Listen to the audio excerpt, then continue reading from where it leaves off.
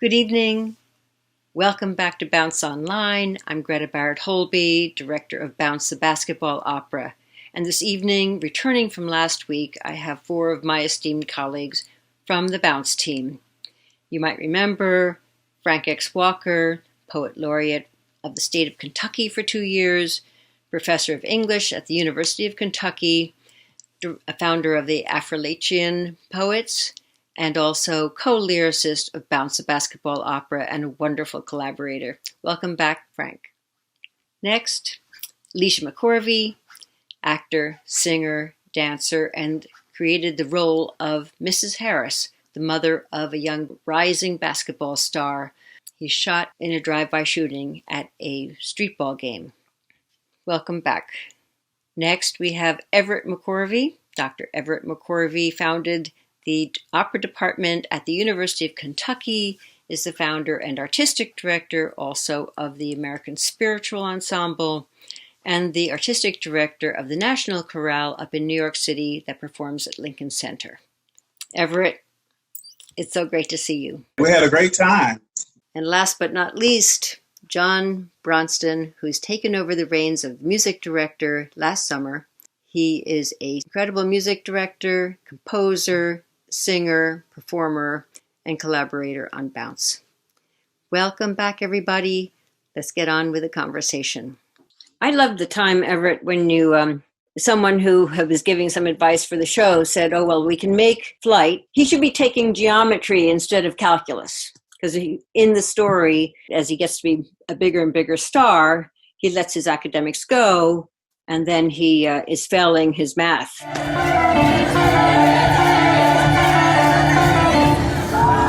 Everyone is shouting your name. But if you want to get recruited, you need to step up your game. Coachy, I hear you. I hear what you say. But don't worry about me, cause I'll be okay. More than okay, I'll see you to the side. I got this coach cause it's my time to shine. My time to shine. In the spotlight, it's my time to shine like a star. And it's gonna straighten out. I can't let you play ball right now. You're flying high in the sky. So the swings cookie flips. It's not me from high. The superstar status in the league. Oh, yeah. Off the blanket rays are in free fall. Soon the whole world would know about life. Cause it's my time to shine. I can't let you play ball. It's my time to shine. In the spotlight. It's my time to shine like a star. In the night.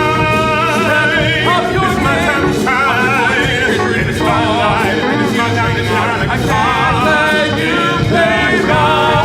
Step up your game. Step up your game. Step up your game.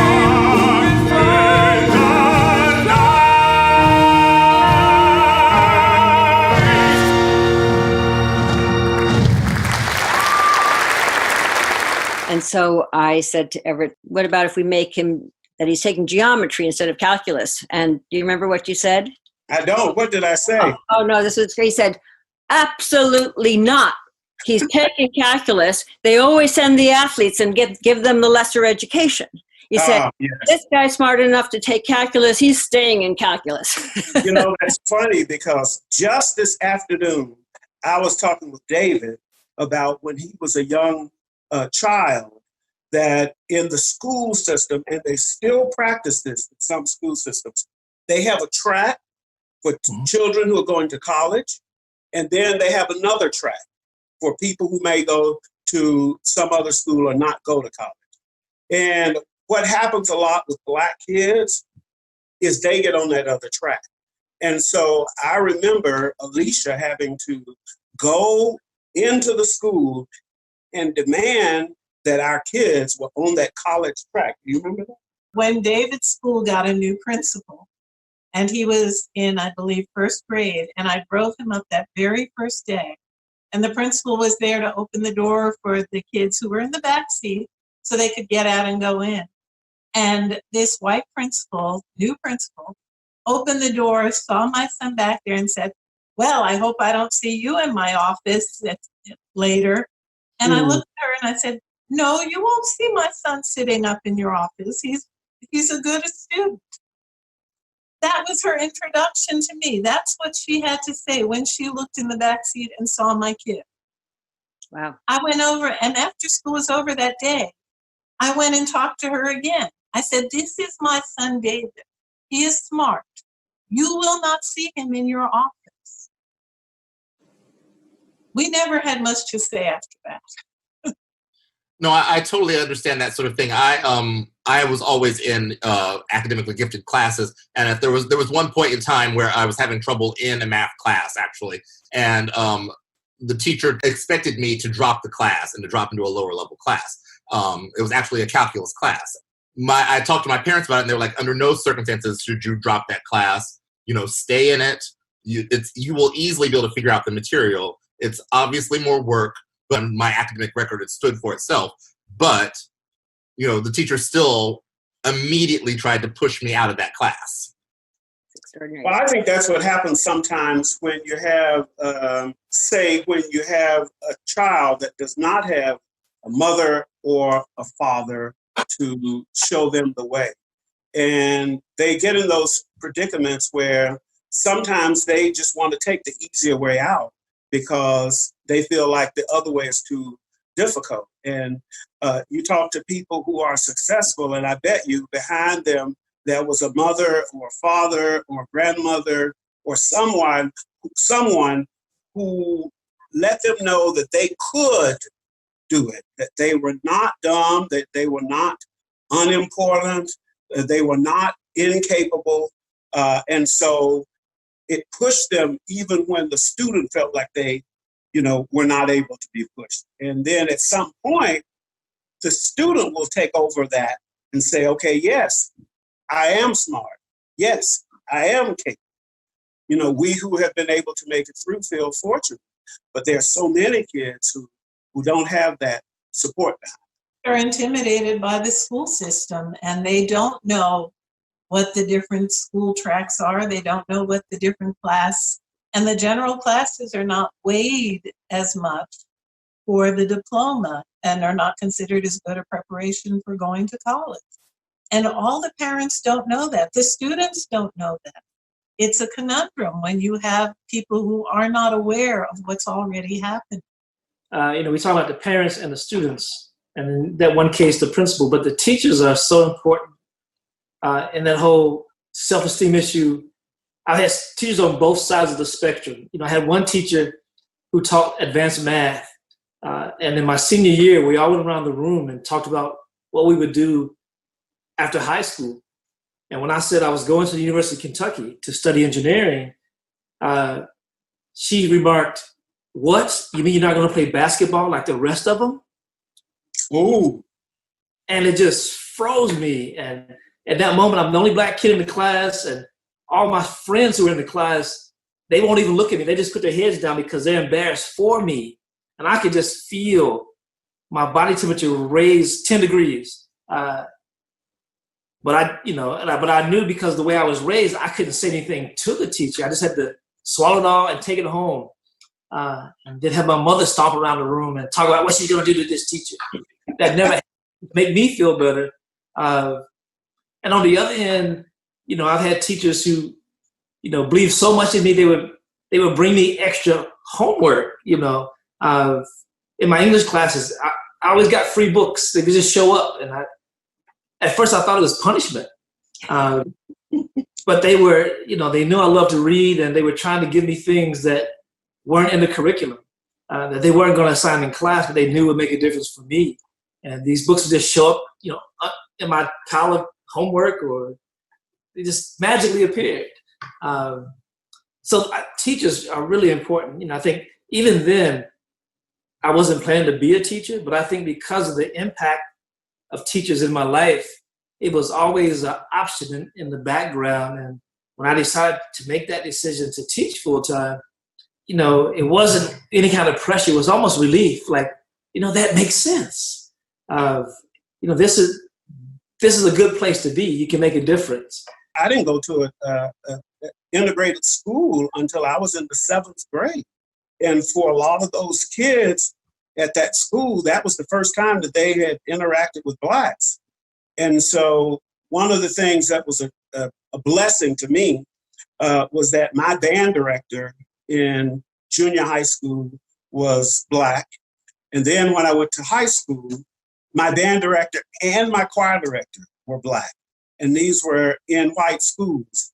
And so I wanted to be like them. So that's why I wanted to teach, because I had that influence of those teachers. I remember the guys in my high school, who were really advanced athletically. They could sleep in class, and the teachers wouldn't wake them up. And I thought, what a privilege! But it wasn't a privilege. They weren't learning. They were being passed without being able to read at the same grade level because they were an outstanding athlete, and that's happening and has happened all over America.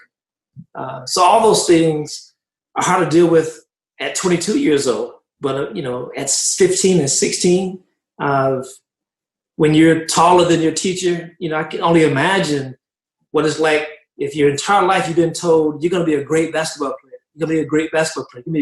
But nobody ever complimented your mind. Still go to college. You can still go to college on the strength of your grades. Get your math scores up, and then you'll have it made. To give you an assist, I reached out to a tutor, one of my top students. She can help you, so go see her. A tutor, to get you on track.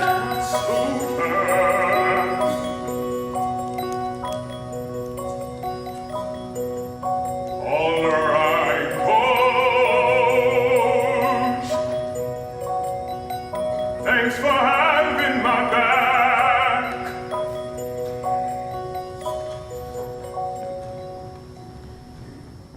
In a lot of ways, I feel like it's the second civil rights movement, because, living through the first civil rights movement in Montgomery, Alabama, and then seeing so many similarities in terms of people marching. But the difference in this one, so many more young people. You have a generation of kids now who have grown up in, especially in the cities, in a more diverse environment. And so they've had the sense that they have seen, Black kids or kids of color, throughout their, most of their high school or certainly most of their college life. And so all of a sudden, when they're getting into the real world, they're seeing that things are not equal like they, should be. And so all of a sudden, these young people are saying, hey, wait, this isn't right. This shouldn't be like this. They should have the same opportunities that I had. I think that if the young people stay out there like they're doing now and say this is not right, and it's young people of all colors, I'm just very hopeful that there will be some change, because I hope that after this, those same kids vote, they will run for office, they will get in leadership positions so that they can continue to say, this is not right. It's been an extraordinary journey for me. And I also have felt so fortunate that all of us could work together so candidly and be able to share those conversations. For instance, Everett, when we were working in Paragot Park in Brooklyn, and one of the basketball players didn't want to come. I had quite a lot of lines, and he didn't want to come. And he said, I can't come. I have something on my face. And I said, well, can't you just put a Band-Aid on your face? And you said, and he came with a white bandage. And I went, aren't there any Band-Aids? And you went, no. Yeah. And then you told me the M&M story. Yeah. So, this is a pet peeve of Alicia's. Big time. Yeah. Every time the commercial comes on, I have to, settle her down. This one is true, right? Yes. But the story is that, M&Ms, have you ever noticed that the arms on M&Ms are always white? The arms and the legs on the animated M&Ms in the commercials are white, and they're wearing gloves. I said to Everett, it's a chocolate candy. Underneath that, the hard surface is a brown body. So the arms and hands should be brown as well. It's something that just is accepted. A chocolate candy is going to have white arms and white legs. I think there are a lot of these sort of racial undertones that will begin to come up now that people are talking and now that people are understanding more, can implant a feeling of that you're the wrong color. And that's something that, we all want our kids to grow up feeling like they are the right color. And so what is that right color? It shouldn't be any specific color. It should be the color that you are. And but these are the sort of lessons that we know that Black kids have to learn if they're going to survive, and survive in a manner that they can still be contributing members of society and not be angry. Son, are you okay this morning? You barely touched your plate. Yeah, I'm okay. Now, do I need to take time off from work, go down to that school and set somebody straight? This isn't a school of fine, Mom, but you wouldn't understand.